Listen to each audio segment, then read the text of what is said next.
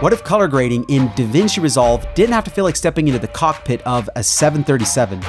What if you could stay here in the edit page, choose your camera profile, click and grade directly on the image, and finish with film effects, all without leaving your timeline? Yes, I'm talking about introducing point-and-click color grading right inside your viewer. And in just a second, I'm going to show you exactly how all of this works, because honestly, it solves one of the things we've heard over the years. And that is, I love the idea of color grading this way, but I just want to stay inside my editor. Well, we finally did it. This is CineDream running natively inside DaVinci Resolve 21.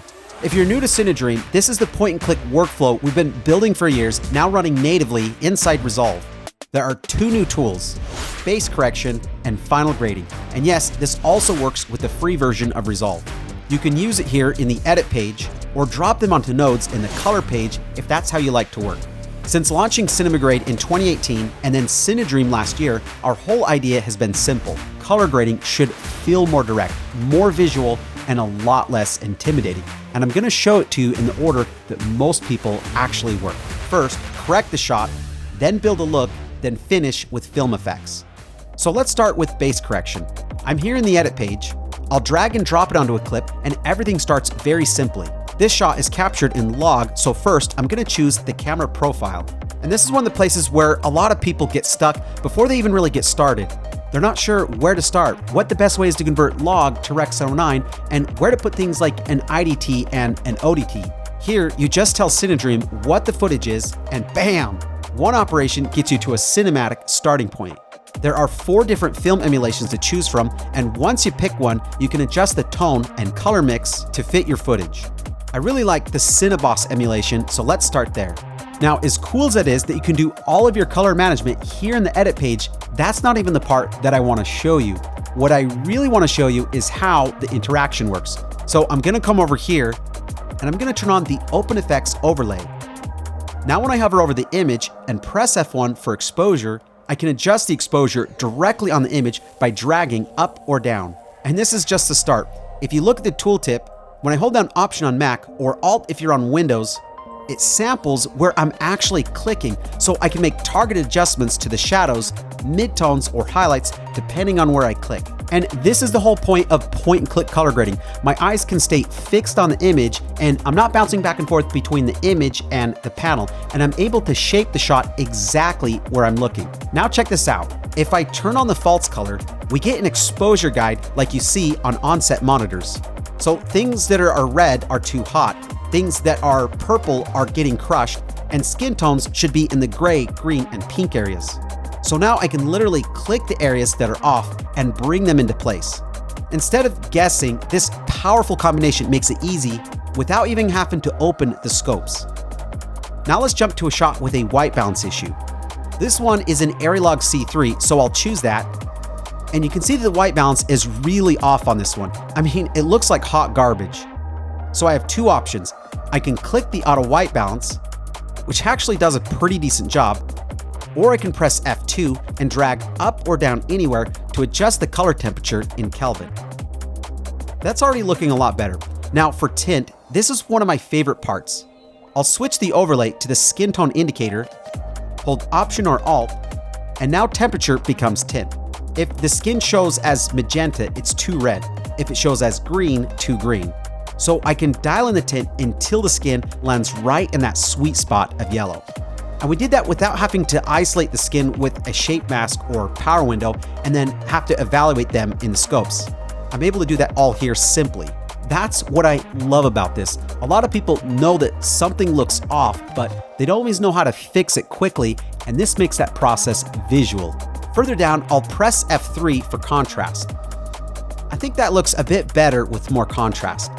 And I can hold Option or Alt for pivot to fine-tune the contrast. Then for saturation, I'll press F4 and adjust it directly in the image. And here's what's really cool.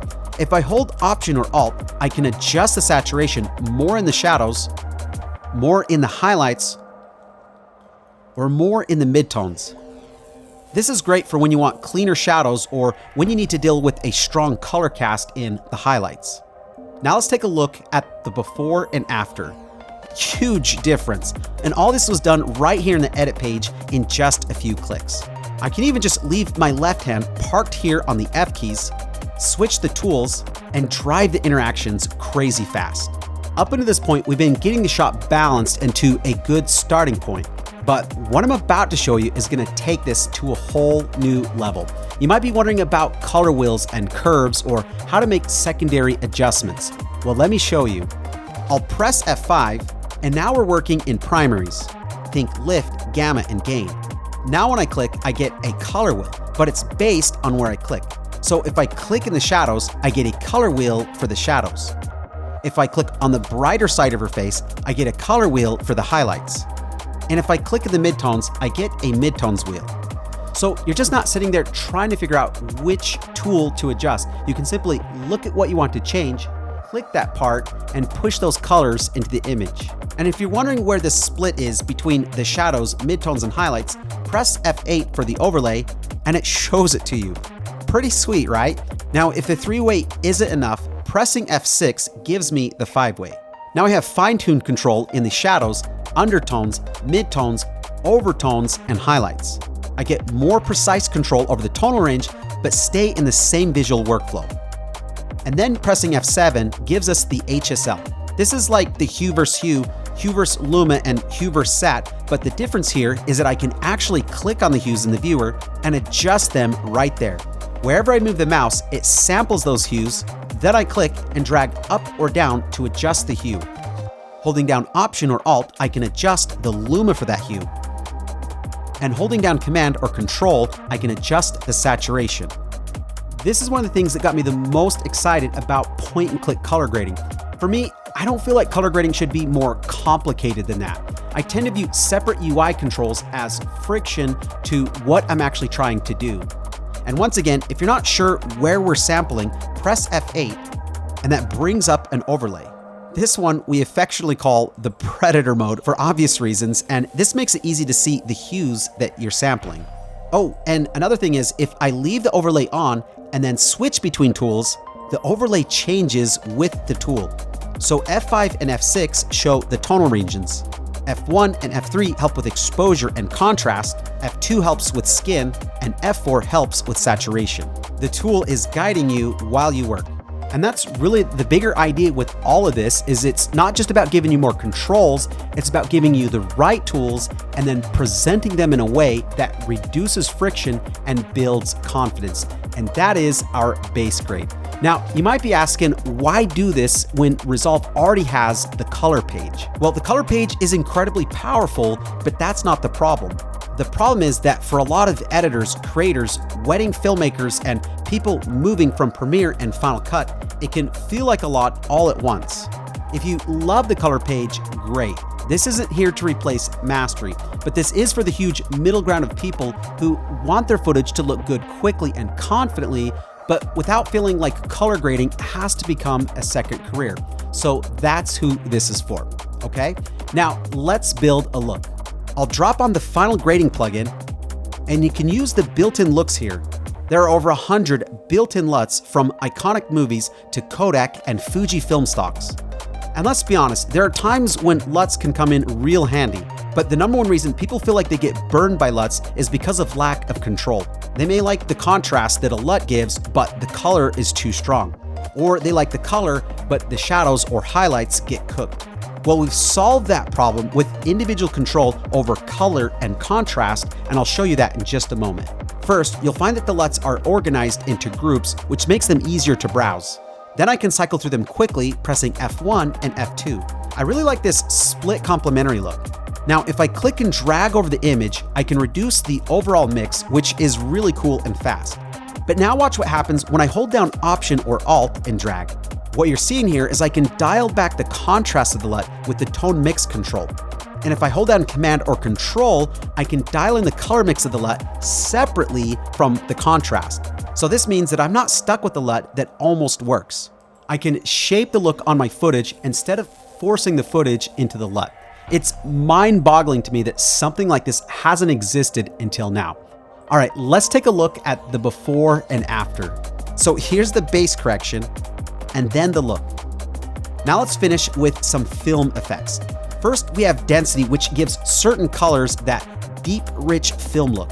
If you're familiar with subtractive saturation, or some people call it cinematic saturation, this is that. And then depending on where I click, I can adjust the density for that hue. Then we have bloom. Pressing F5 enables it. You'll see in the tooltip that the controls are mapped for reach and diffusion. My gosh, this is so beautiful. This is what gives it that dream look. Then we have halation. Pressing F6 turns that on. When this is done right, it gives the image that subtle orange-red glow around high contrasty areas. And you know what? Let me actually jump to another clip because it'll be much easier to see this effect where there are light sources. And you'll see with the modifier keys, we can dial this in quickly, and we're getting that amazing glow that people associate with film. And finally, we have film grain. I'll go back to the previous shot, press F7. I'm gonna bring up the size a little with Option or Alt, and then crank the amount.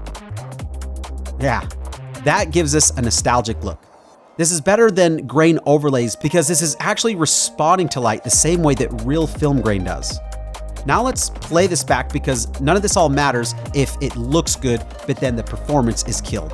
And you can see we're getting real-time playback because everything is optimized for your GPU. The grade, the film effects, all play back smoothly. Let's look at the final result. Before, after. Before, after. My gosh, it looks so good. Now, one really important point is these plugins are not intended to replace the full editor. If you want the complete CineDream experience where everything is optimized, refined in our own environment, there's the separate plugin for that. But they are the same in the sense that there's consistency between the two. What this does is it removes the biggest points of friction for people and allow you to stay right inside Resolve where everything feels familiar and cohesive. And then if you want to go deeper, the full editor is there for that. So here's what we're doing, because you're probably wondering by now how you can get this. We're going to be rolling out these native plugins for Resolve as an early beta for CineDream owners. If you already own CineDream, all you need to do is go to lm.cinedream.io, enter your email address associated with your license, and follow the prompts to download the beta in the downloads area. This will be a free update for all CineDream owners. And if you don't have CineDream yet, or you're just hearing about this for the first time, I'll include a link to the free demo below. There will be a watermark until you license it, but it's a way you can try this out and see if you like it. Just keep in mind that this is a beta version, so we're going to be looking for your feedback, which you can provide directly in the help menu, and we're going to be taking a look at that because we want you to have a great experience. Well, if you've made it this far, I want to thank you for your time. This is a really big moment for us because what we believed about color grading for years is now available right inside Resolve, and you don't have to leave your timeline. So let me know what you think about this, what your thoughts are in the comments, and I really hope you enjoy using CineDream inside of Resolve.